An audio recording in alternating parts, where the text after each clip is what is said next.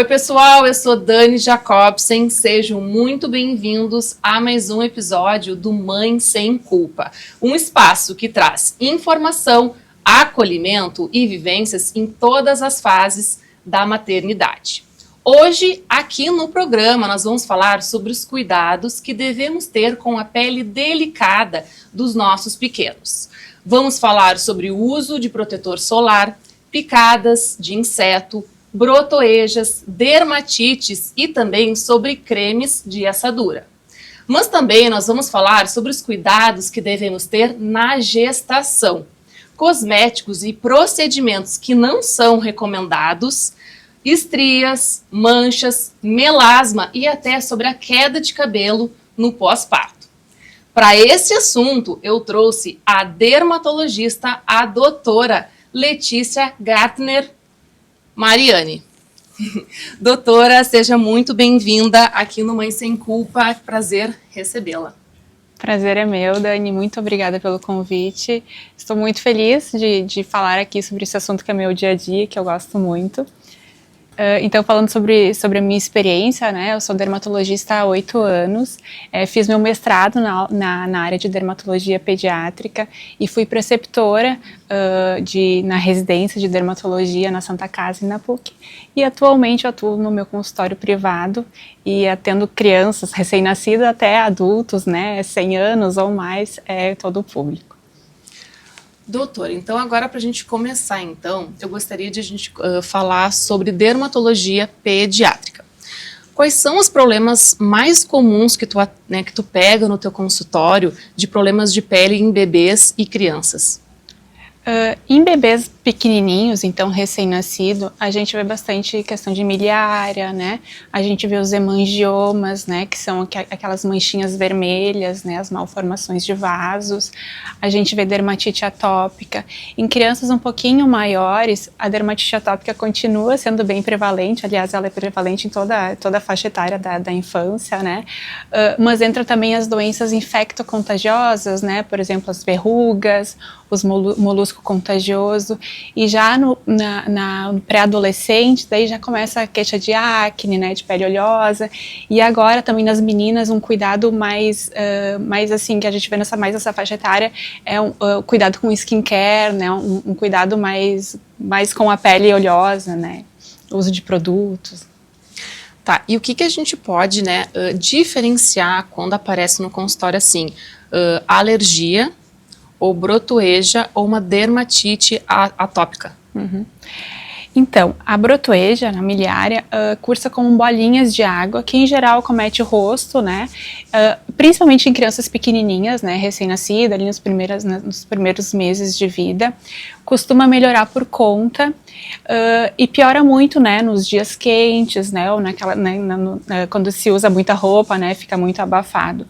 Já a dermatite atópica, ela é mais crônica, acomete qualquer parte do corpo, né, costuma acometer rosto, né, acomete áreas de dobra, cursa com ressecamento importante da pele e muita coceira. E já a alergia medicamentosa é um pouquinho mais raro, mas eu acho que valeria a pena a gente falar sobre, principalmente em crianças maiores, né, a gente sabe que crianças são muito acometidas por infecções virais, então existem muitas infecções virais que causam manifestações na pele, né, e aí pode ser desde urticária até os exantemas virais, que é como se fosse um racha, assim, né, como se a criança vestisse uma pele vermelha, né, e que é uma manifestação benigna e autolimitada. Doutora, agora eu gostaria de saber sobre os filtros solares, tá? Qual a idade ideal para começar já a usar, né? E qual seria o protetor que tu recomenda? Perfeito. Então, antes dos 6 meses, a gente não orienta o uso de protetor solar. Então, quando a gente nem orienta a exposição solar, né? Quando é inevitável essa exposição solar, é importante proteção mecânica, então roupas, guarda-sol, chapéu, boné. Depois dos 6 meses, o uso do protetor solar mineral é o mais indicado. E depois dos 2 aninhos, aí já pode-se usar os protetores solares, que são os que a gente utiliza na vida adulta, né, os principais, que são os protetores solares físicos, né, desculpa, os protetores solares químicos.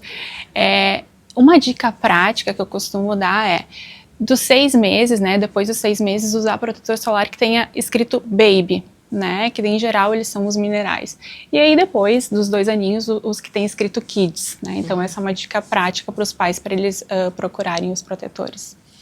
Perfeito. Agora sobre os sinais na pele infantil, tá? Quando que os pais devem se preocupar e procurar imediatamente, assim, um auxílio, né, de uma dermatologista?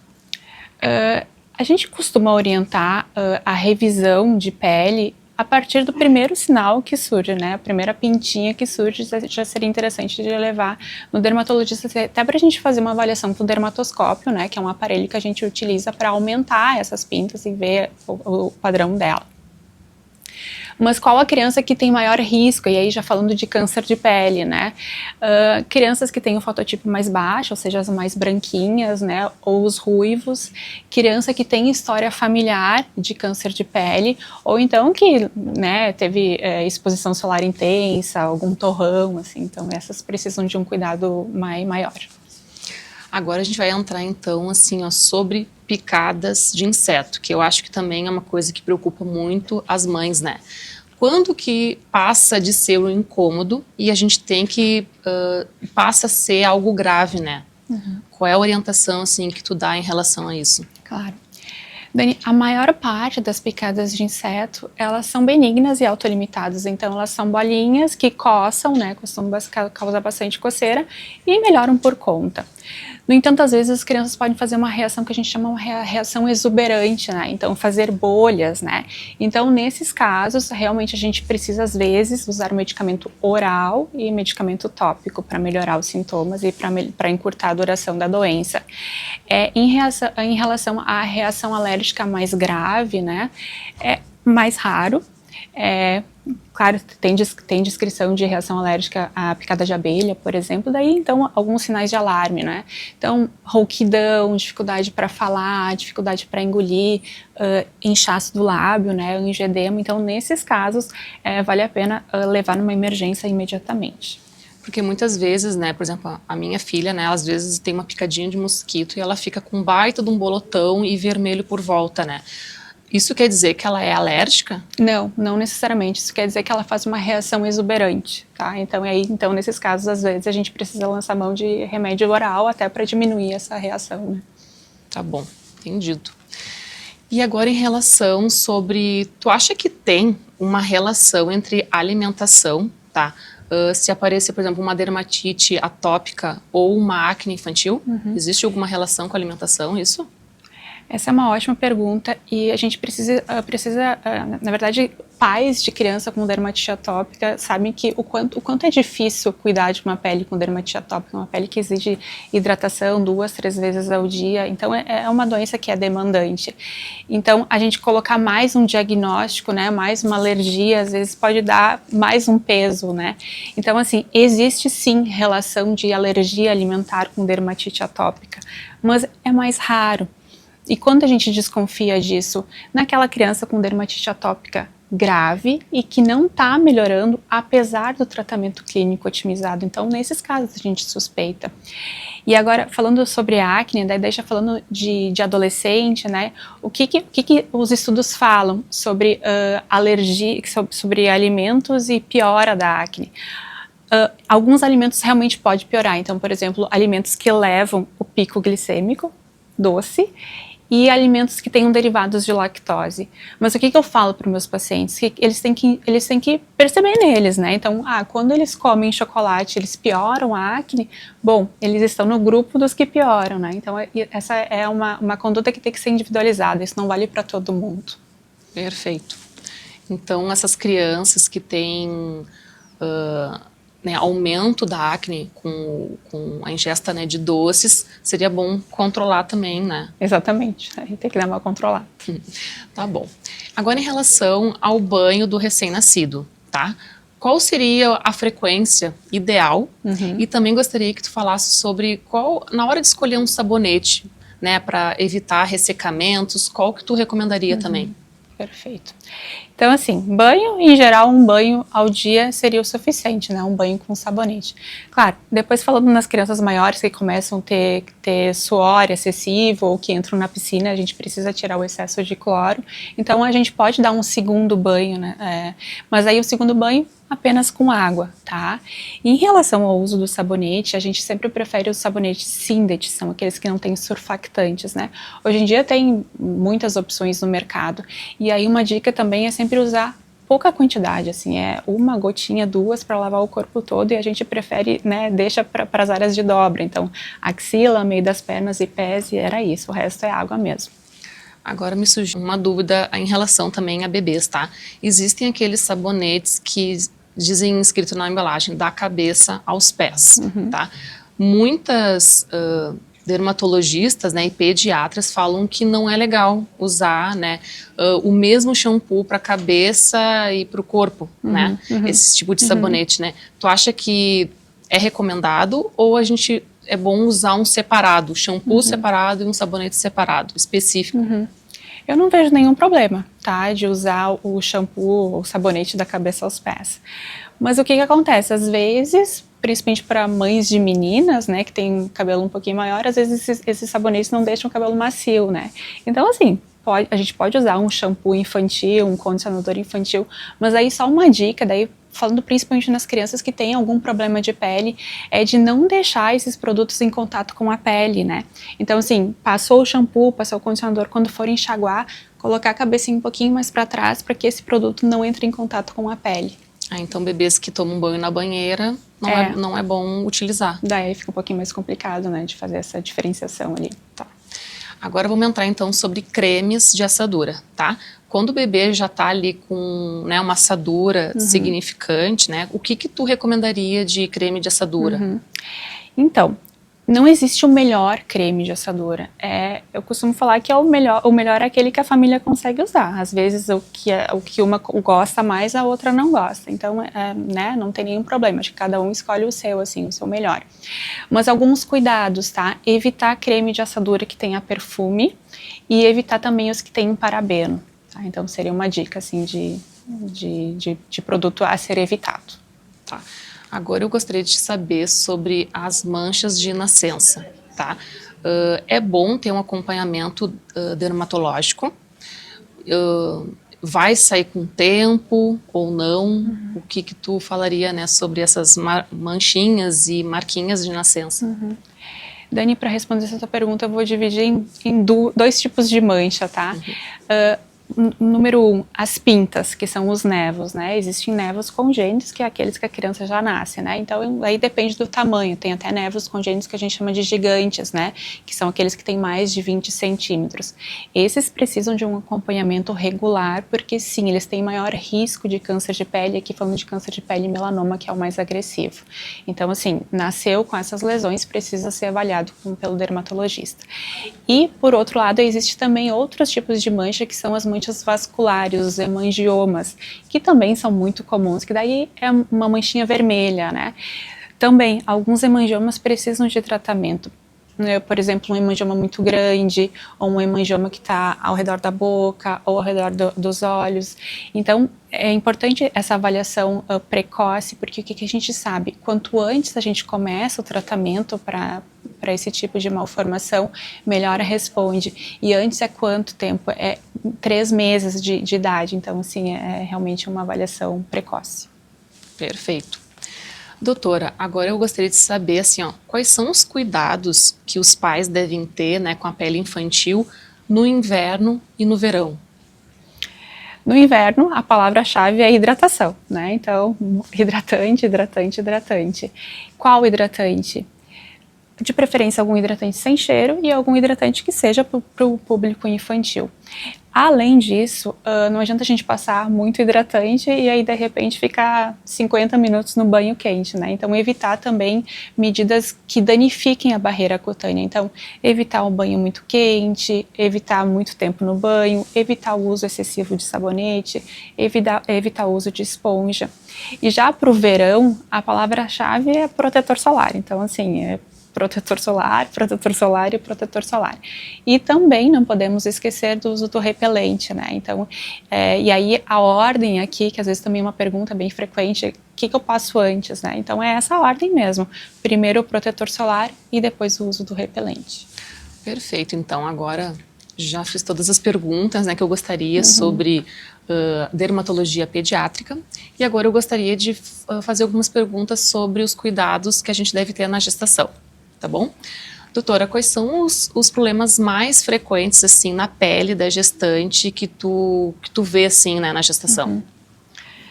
Melasma, o temido melasma, realmente ele é bem frequente, então aparece bastante no consultório, tanto mulheres que nunca tiveram apresentam na gestação, ou até uma piora, né, naquelas que já têm. Outros problemas, estrias também é frequente, e a acne também, né, a acne às vezes tem algumas mulheres notam uma piora, né, e aí essa piora às vezes acontece no início da gestação, mas pode acontecer no final da gestação, então realmente pode acontecer. Tá, sobre cosméticos e ativos que não são recomendados e também os que são recomendados na gestação. Perfeito. Então, eu costumo falar que tu fez diagnóstico de gestação, consulta com o teu dermatologista, leva fotos ou leva produtos de todos os produtos que tu tem em casa, né? Porque assim, muitas coisas a gente não pode usar, né? Não se tem estudos, então a gente acaba não liberando o uso, né? De uma maneira bem básica, Dani, o que não pode usar? Ácido salicílico acima de 2%, ureia acima de 3%, tretinoína, ou os derivados, o retinol, enfim, hidroquinona. O que pode usar, né? Então, ativos que podem ser usados, vitamina C pode ser usado, ácido azelaico pode ser usado, ácido glicólico em até 10% pode ser utilizado. Então, são esses produtos que são mais seguros. Então, ácido hialurônico está liberado? Pode, ácido hialurônico pode. O que não pode é tretinoína, ácido retinóico, né? Tá. Doutora, e sobre as estrias? A gente pode, durante a gestação, fazer uma prevenção ou um tratamento de forma segura? Eu adoro essa pergunta, Dani. Eu acho que é uma pergunta que ela precisa ser respondida, uma dúvida bem frequente no consultório. Até hoje não existe nenhum hidratante que se mostrou realmente eficaz na prevenção de estrias. O que a gente sabe que é fator de risco para o surgimento das estrias? Idade, né? Então, quanto mais jovem é a mulher, maior a chance dela ter estrias. Isso porque tem mais colágeno, a pele não distende, né? História familiar e ganho de peso excessivo. Desses 3 fatores, o único que a gente consegue modificar é o ganho de peso excessivo, tá? Então, esse é um fator que a gente pode cuidar, né? Então tu não usa hidratante? Não, eu uso hidratante. Eu uso hidratante porque acaba prevenindo, orientando o uso, né? Porque acaba prevenindo o surgimento de outras dermatites, até uma forma de autocuidado.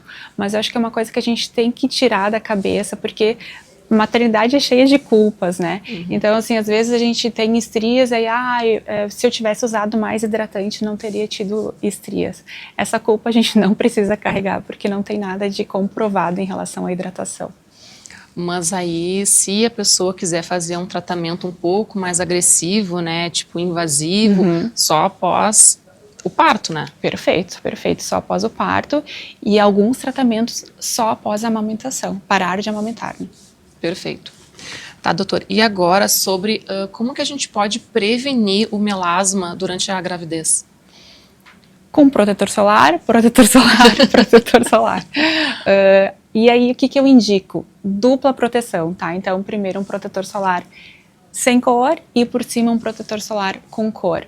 Lembrando que, e além disso, chapéu, boné, né? E lembrando que um sol que tu pegou lá no dedão do pé sem protetor solar pode piorar o melasma do teu rosto, tá? Então, a dica de ouro é protetor solar. E claro, existem alguns ativos que a gente pode utilizar também para melhora, né? Para prevenir também, por exemplo, vitamina C, o ácido azelaico. Mas aí é sempre bom consultar com o dermatologista para ver qual o melhor para o teu tipo de pele, né? Tá, e agora tu estava falando, né, dos protetores solares, né, o uso de repelentes.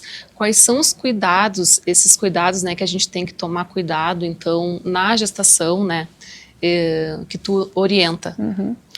O protetor solar, assim como nos bebezinhos, né, que a gente comentou depois dos 6 meses, na gestante também o ideal seria que a gente utilizasse protetor solar mineral. Em uso do repelente, também eu acho que é super indicado, né? Existem doenças causadas por insetos, né? Que podem acometer, inclusive causar malformação no feto, por exemplo, Zika, né? Então, assim, o uso do repelente é super indicado, mas o ativo que é mais seguro e que mostrou ser mais eficaz é a icaridina. Perfeito. Então, uso diário, tanto do protetor solar quanto também do repelente. Perfeito, perfeito. Verão, inverno, sempre colocar. Sim. Claro, o repelente, né, no inverno a gente sabe que diminui muito a população de mosquito, né, mas protetor solar com certeza. Perfeito, então. Doutora, e quais são os procedimentos que são recomendados e os que não são recomendados na gestação? Recomendados na gestação, eu diria que nenhum, tá? A gente trabalha muito com segurança, né, na gestação, então assim, até falando eticamente, é inviável tu fazer estudo em gestante, então assim, procedimento estético na gestação, eu desconheço algum que seja seguro, assim, ou pelo menos que tenha sido estudado, né? Sim, de repente o quê? Uma drenagem linfática, ou, né, uma limpeza de pele bem levezinha, né? Acho que isso aí, de repente, ok, né? Perfeito, acho que drenagem linfática vai bem. Limpeza de pele também, mas assim, só lembrando, né, a gente falou sobre melasma, também tem que cuidar para não agredir muito a pele, né, porque o melasma ele pode reagir numa pele que foi agredida, que ele pode piorar, né, então eles também tem que ter esse cuidado. Doutora, sobre as coceiras na gestação, tá? Isso é normal? Quando isso pode virar um problema sério? Normal, eu diria que não, mas eu acho que é um problema frequente, tá? Inclusive existe uma doença que a gente chama de prurido, né, que é a coceira na gestação, e que é benigno.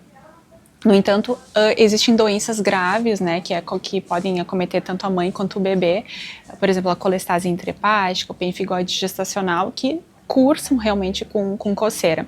Então, aí, claro, existem outras manifestações além da coceira, né? Por exemplo, o pemphigoide tem bolhas, né? Na colestase, a coceira é principalmente na palma, nas palmas e nas plantas.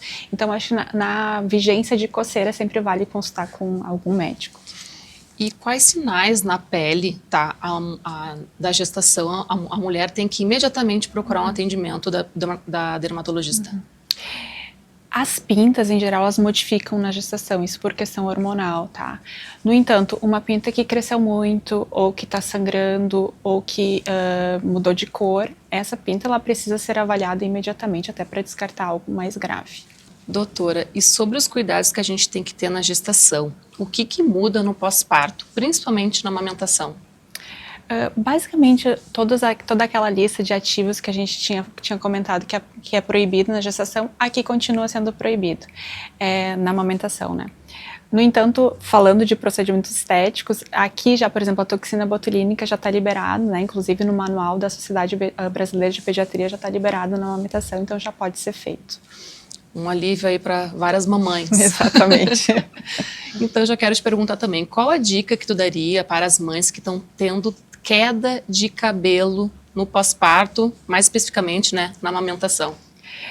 Dani, o eflúvio telógeno agudo, que é essa queda de cabelo que acontece geralmente, que começa, né, depois dos 3 meses do pós-parto, infelizmente não tem nada que a gente possa fazer para que isso não aconteça, tá? Então eu, por exemplo, tive, eu sei que isso pode ser desesperador, mas isso é passageiro, tá? Não costuma durar mais do que 6 meses.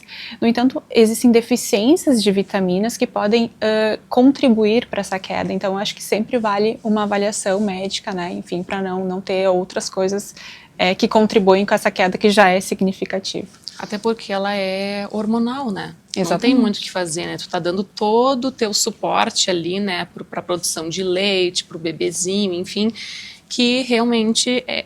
Mas, na gestação, tu ganha cabelo, Exato. né? Teu cabelo fica lindo, cheio, maravilhoso, né? Mas aí depois tu perde na perde tudo, né? exatamente. É bem assim mesmo. Doutora, então queria te agradecer a tua presença aqui. Muito obrigado por tirar todas essas dúvidas, esclarecer todos esses assuntos super importantes, né? Tanto para criança como para gestante. Então quero te agradecer a tua vinda aqui no Mãe Sem Culpa. Eu que agradeço o convite, Dani. Foi um prazer estar aqui conversando contigo. Agora vou finalizar o programa com uma mensagem muito linda para você aí de casa. A pele fala muito sobre cada fase da vida, seja na infância, com toda a delicadeza e sensibilidade dos pequenos, ou na gestação, quando o corpo da mulher passa por tantas transformações ao mesmo tempo. O importante é lembrar que não estamos sozinhos nestes cuidados. Contar com orientação especializada traz mais segurança, tranquilidade e bem-estar para as mães e filhos.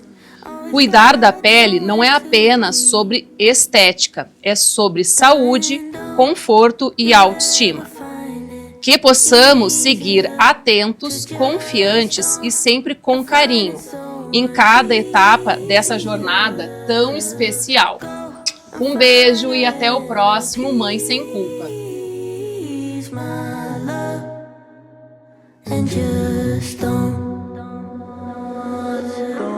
They count on you, 'cause you don't